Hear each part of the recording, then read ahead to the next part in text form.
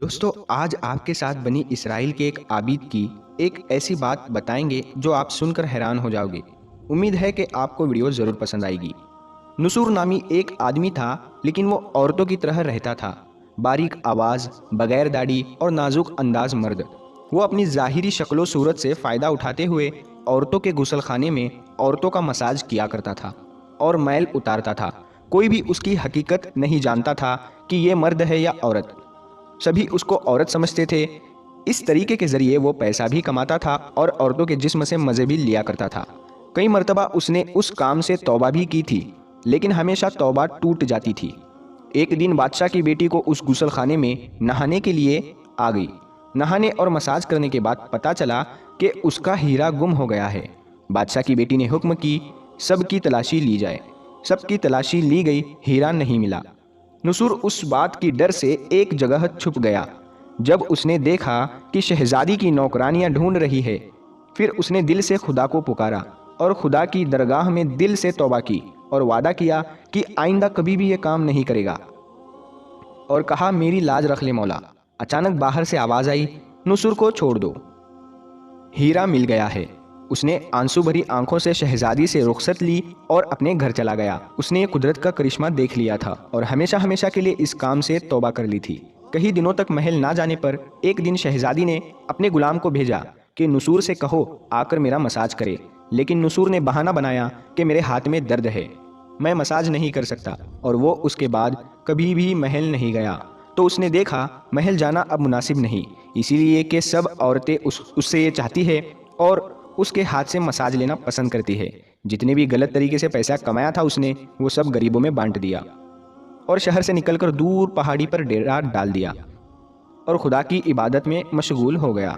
एक दिन उसकी नज़र एक भैंस पर पड़ी जो कि घास चर रही थी। उसने सोचा कि किसी चरवाहे से भागकर यहाँ आ गई है, मैं इसकी देखभाल कर लेता हूँ जब तक कि उसका मालिक यहाँ ना आ जाए। लिहाजा वह उस भैंस की देखभाल करने लगा। कुछ दिन बाद भैंस ने बच्चा दिया। वो उसका दूध इस्तेमाल करने लगा और कुछ दिन बाद तिजारती काफिला रास्ता भूलकर उस जगह आ गया और वो लोग प्यास की शिद्दत से निढाल थे। उन्होंने नुसूर से पानी मांगा।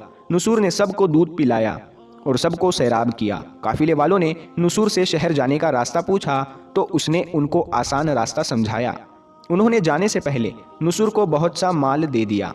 नुसूर ने उन पैसों से वहां पर एक कुआं खुदवाया। आहिस्ता आहिस्ता वहां पर लोग रहने लगे और इमारतें तामीर होने लगी। वहां के लोग नुसूर को बड़ी इज्जत और एहतराम से देखते थे।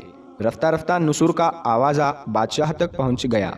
बादशाह, जो उसी शहजादी का बाप था, बादशाह के दिल में नुसूर से मिलने का इस्तेहाक पैदा हुआ। बादशाह ने पैगाम भेजा कि बादशाह उनसे मिलना चाहते हैं, मेहरबानी करके दरबार में तशरीफ़ ले आए। जब नुसूर को बादशाह का पैगाम मिला तो उसने मिलने से इनकार कर दिया कि मुझे बहुत सारे काम हैं, मैं अभी नहीं आ सकता। बादशाह को बहुत ताज्जुब हुआ। फिर उन्होंने कहा बादशाह ने कि अगर नुसूर नहीं आ सकते तो हम खुद उनके पास चले जाएंगे। जब बादशाह नुसूर के इलाके में दाखिल हुआ, खुदा की तरफ से मलकुल मौत को हुक्म हुआ कि बादशाह की रूह कब्ज़ कर ली जाए। उस ज़माने के रस्म व रिवाज के मुताबिक बादशाह नुसूर से मिलने की वजह से लोगों ने नुसूर को ही तख्त पर बिठा दिया और अपना बादशाह बना लिया। नुसूर ने मुल्क में अदलो इंसाफ का निज़ाम साबित किया और उसी शहजादी से शादी कर ली। एक दिन नुसूर तख्त पर बैठकर लोगों की दाददरसी कर रहे थे, यानी शिकायतें सुन रहे थे। एक शख्स हाजिर हुआ और कहने लगा, कुछ ज़माने पहले मेरी भैंस गुम हो गई थी, आपकी अदालत से अपनी भैंस का तलबगार हूँ। नुसूर ने कहा, तुम्हारी भैंस मेरे पास है, आज जो कुछ मेरे पास है वो तुम्हारी भैंस की वजह से है। नुसूर ने हुक्म दिया कि मेरे माल का आधा हिस्सा इस भैंस के मालिक को दे दिया जाए। वो शख्स खुदा के हुक्म से कहने लगा, ए नुसूर, जान लो, ना मैं इसका मालिक हूँ ना वो भैंस जानवर है, हम दोनों फरिश्ते हैं और हम तुम्हारा इम्तिहान लेने आए थे।